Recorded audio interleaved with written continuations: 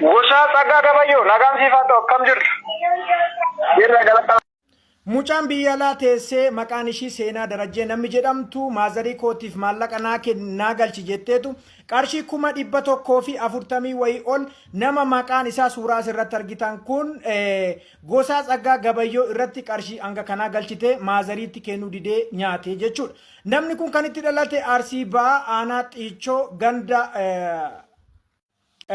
ganda Koroftaa keessatti kan inni dhalate Gosaa Tsaggaa Gabayyoon kuni haa ta'u malee maazariidhaaf kan inni dabarte qarshii 40 qofadha kan inni dabarte haa ta'u malee kan inni kaade qarshii 100 fi 1,800 dhorkatee jira.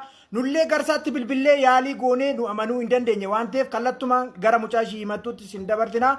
Sana booda gara nama sana faana waliin haasa'utti nama Gosaa Tsaggaa Gabayyoo jedhamu sana faana yeroo bilbilaa waliin haasa'uunus hanga dhumaa dhaggeeffadha. Namni maallaqa namaa nyaatte sifooftu seera jalaa hin baatu jechuudha nama jalaa yoo baateyyuu kanaafiyyuu wanta tamma kaadaa jirtu kun sirrii miti. Mee sagalee obboleetti kana dhaggeeffannee walitti deebina.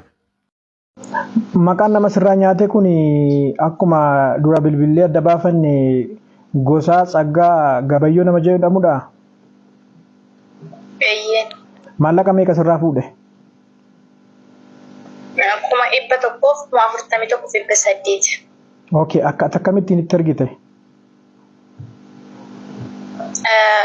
Beektaas yeroon ergu akkaawuntiin kiyya haadha kiyya lakkoofsa akkaawuntiin haadha kiyya hin jide. Aktii kibxii jennaan inni immoo kanaan dura irratti ergeen ture beektaa kanaan dura birrii irratti ergee ture naaf kennee ture warra kiyya irratti. Kaasa sababbii saniif amanee isarratti kenne naa kennite warratti naa ergiin jedhe yoon bariisa warra deemee gaafadhu maazariin kenne deemne ture kasa dabalee fi deema fuudhan jedhe birrii 40 kenne birrii kaan boruus ni kenna amma baankii beetiin naan baasu birrii hundaa jedhe ishennee gad ammas gaafa guyyaa sadaffaa yoo gaafatan gaafa afuraffaa yoo gaafadhu silkii goncufate dabilookee kaza warri deemee gaafatanii karaa seeratinis gaafatanii naa eeggadha jedhanii eeggan ammas eeggadha jedhanii eeggan nadide kanaan booda. Okay, maallaqa jechuun maallaqni amma 141 wayii keessaa maallaqa meeqa dabarse amma maazarii faayii dheqee kenne? Birrii maazariif kenne 40 qofa maazariif kenne. Kan hafe meeqa?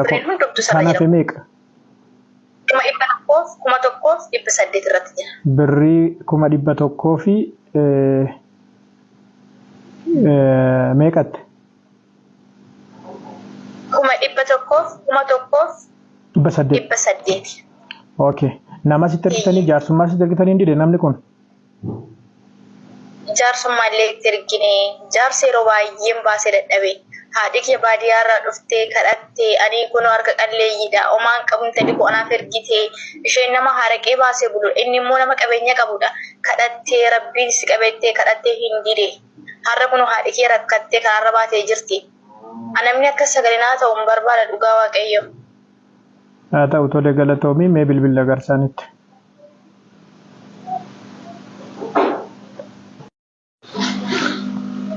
Sagalee isaa yerootti bilbilu hanga dhumaa dhaggeeffadha. Gosaa Tsaggaa Gabayyoo nagaan siifaa ta'u akkam jirtu? Jirra galata waaqaa nageenya badhaadha. Maal jettan illee waan galgalaa sana miidiyaa irraa isinii bilbilee turre. Akkam Waa'ee maallaqa mucayyoo nyaatamte kana. mucayyoo ani nyaanne mucayyoo laalle mucayyoo lafuudhii jetteetoo yaada na harkatteetoo wanni jetti malee ani maallaqa nyaachuu hin qabu. Dhugaamoo? Riisiitiin jiru kunoo maalidha? Risiitii Riisiitiin na bira gahe kun. horiin itti gurgure. Akkasimoo? Qotiyyoo itti gurgureetti. Obboleetti dubbadhume? Risiitii gosa bar ana wutidha. Ana bar akkamitti akkas jetta mucaa irratti ergeellee fiduu hin danda'a bara. Ergitee dhiiste ani qotiyyoon itti gurguree birrii tokkollee narraan qabdu birrii na lafte. Mucaan isi cufiti mucaa irratti fidamudha. Mucaa irratti ergame. Kabiyyi kanarraa isatti ergame. Mulu xaqalala si fidaan. Sagalee isaa mulu wajjin si fidaan. Sagalee kee mulu qaba. Akkamitti akka saanutta. Ani haadha kiyyaa birrii dabarsi jedhee sitti kennee ati cufatee jira waan ta'eef mee ammas irra deebiidhaan itti bilbilaa. Obbo Gosaa nun komatina kana booda nuti akkana Oromoo waan tokko dhagaa battuutti sun dubbisuu dhufne deebiin argata. Amma waan tokko na dhagaa. Eesh.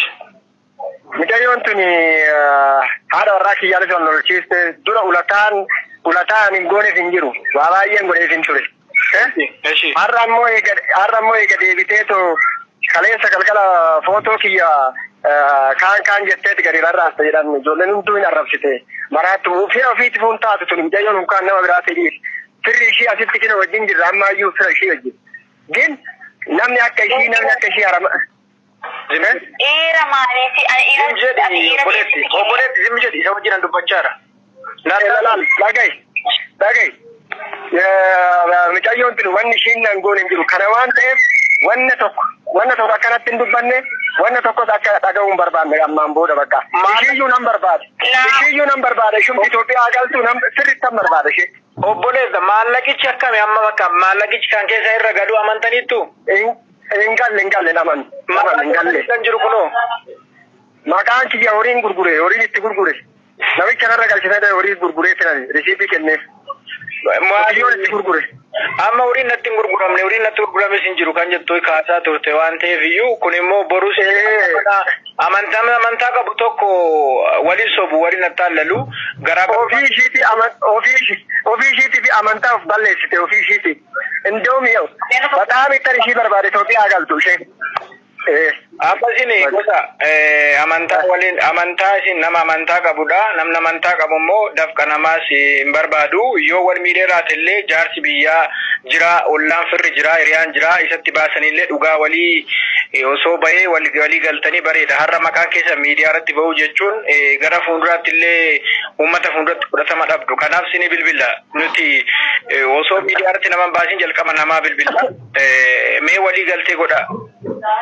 Laala ka isinittan hima micayyoo sana ulataan hin gooneef hin jiru ishiin asitti odoo haadha wajjin haadha ishii qarqaaraa jiru ishiin miidiyaa irratti na baasuudhaaf maal miidiyaa irratti bahee jira sanaan barreen gaddaa maal na goote miidiyaa irra hunda naannessitee turte miidiyaa barreen gaddaa gin ani san hunda dhiiseetinan haadha wajjin asitti wanni ani hin gooneef hin jiru gin micayyoo sana garuu biyya Itoophiyaa galte taanan yooti ishii tan balleessan argitaan.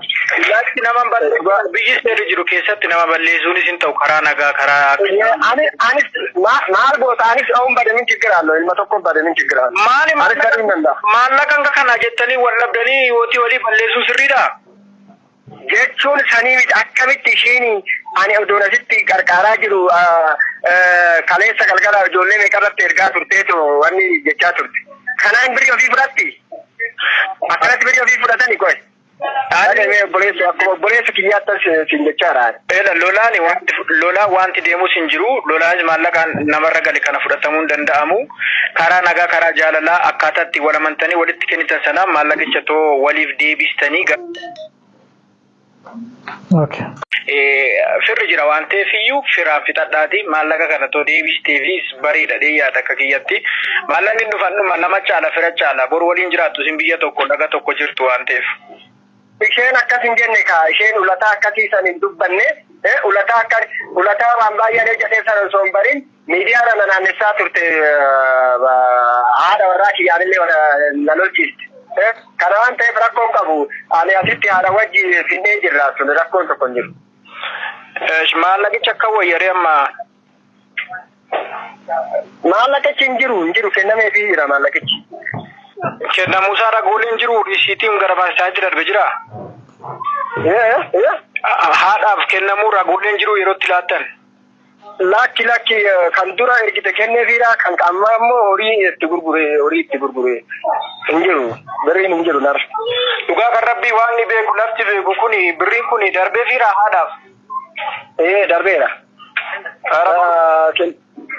Waan hin taane wal amanuu yookaan immoo wal fakkiisuu hin barbaachisu waan ta'eef waan hin dabarretu darbeera. Bakka nuti haadha walii gallee jirra bakka ishii wanni ishii galchu tokko iyyuu hin jiru miidiyaa irra naannessitee miidiyaa wal argina miidiyaa irratti rakkoon qabu. Maal ani wayni ani gosaadhaa miti ani gosaadha bakka. Min jikiraallu. Bilbilee qulqulleeffachuu dandeenya waan boru aariif jettanii dubbii kanas qabdanii achi qabiinaati haadharraa bilbilee qulqulleeffachuu dandeenya. Waaqa qulqulleessash. Malee narra hin galleedha akka. Hin galle. Okay. Egaa haadha dubbisuuf yaalii goonee bilbilli haadhaa cufaadha. Nama waa'ee isaanii beeku naannoodhuma sanaa bilbilee arganne jechuudha. Mee sagalee nama bilbilee kanaa dhaggeeffadhaa isinis.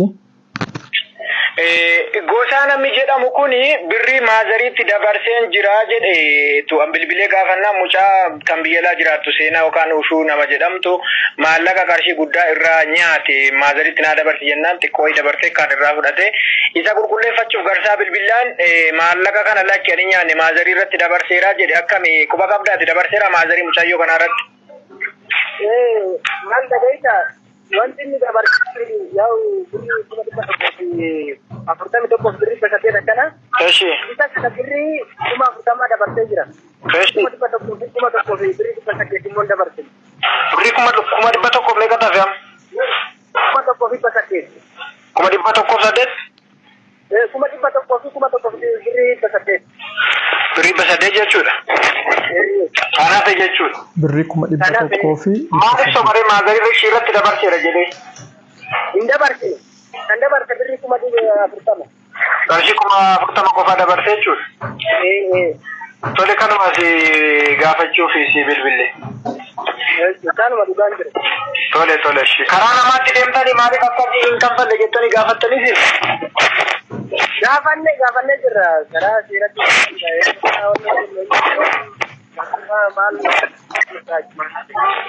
Maasirii jedha ga'u gaafattan. jechuun naan kennaa jira. Anamma yeroo numtuu keessatti yoo gaafattu. Eshi.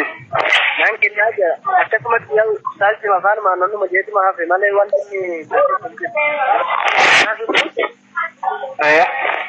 Yaa'u suuraa seeraan deebi'annaan garuu maal qabanii ta'an inni bakka homaa onnee ittiin dandeenye. Furmaata argachuu hin dandeenye. Mana murtii aadaatti yoo waamtanii hoo? Achitti nama yaa'u inni kanuma dhimma biraa keessa seene beeksisa deebi'ee ta'u dura kan amanee eeggii jechaa ture kana. Kazaan bakka yaa'u ani sadarkaa hin beeku waan kanaa jechuutti ta'e eessatti natti kennamee wanti kun jedhee bakka wanna jennaan bakka nuti hin fufne kanatti. Haa ta'u furmaata isaa bilbileen sitti deebi'e akkaataatti deemtanii galatoome waan tokko kana nu baasteef. Ayyaayya. Namichi kun qotiyyoon gurgure malee ani maallaqa natti hin ergine sani jedhu waa'ee dhimma qotiyyoo ammas saxxaaraachuuf bilbilee jira.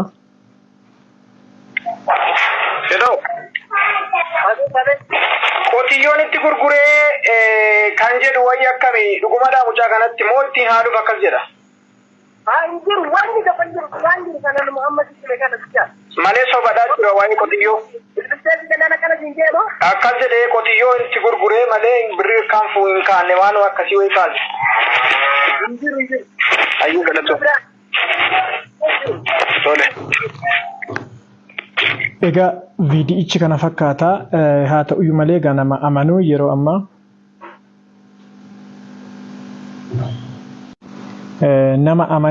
ammaa baay'ee cima jechuudha. Namni kun tokko yoo waaqa sodaatte maallaqa kana galchi. Maallaqa kana galchitu taanaan akka qaama seeraatti seerrammaa toleera dafqa namaa nyaatanii jalaa bahuun haaluu hin danda'amu. Amantee takka maallaqni kun sirra galu takka na jaaladhu jetteetu ishiin kannatti adeemte jette. Garuu mucaan kun sin jaalannee jechuudha. Yookaan dhimma jaalalaa miti akkati haadha manaa qabdatillee haadha manaa qaba akkati jettillee si kaasteetti. Kanaafiyyuu atis kaastee fitta waan ta'eef maallaqa kana galchiin galchitu taanaan qaamni seeraa funyaa kee qabee sirraa fuudha. Kabiraammoo manni murtii aadaa toleera yeroo ammaa maallaqa namaa nyaattee hin teessuu jechuudha. Kanaaf maatiin kun maatii dadhabaadha. Haati kun haata dadhabaadha. Firan qabduu lammiin qabduu jettee irraa nyaachuun sin barbaachisu waaqa kan gumaa isaanii dafqa mucaa kanaa baasu. Namni tokko yoo lammii dhabe yoo gargaarsa dhabe yoo nama dubbatee fi fuudhuu dhabe hin miidhamaa? Kanaaf atis ilmoof jalaa qabda waan ta'eef maallaqa kana galchiin galchisu taanaan immoo qaamni seeraa sirraa fuudha jechuudha. Galatooma ulfaadhaa namoonni maallaqa namatti ergitan namatti daddabarsitan barumsa guddaa irraa argattu jalqaba soo nama bilbilii miidiyaa irratti nama hin baasnu waan nu jedhan dhageessanitti waan ta'eef iyyuu nu haaluuf yaalii godhee maatii dubbisuuf maazarii dubbisuu bilbilii maazarii cufaa ta'e haa ta'u malee nama biraa argannee irratti bilbilee akka maallaqni hin dabarre sagalee namatti bilbilee xiqqoo gadi bu'aadha rakkoo bilbila isaanii na fakkaata waan ta'eef iyyuu horaa bulaa deebanaa galatooma ulfaadhaa.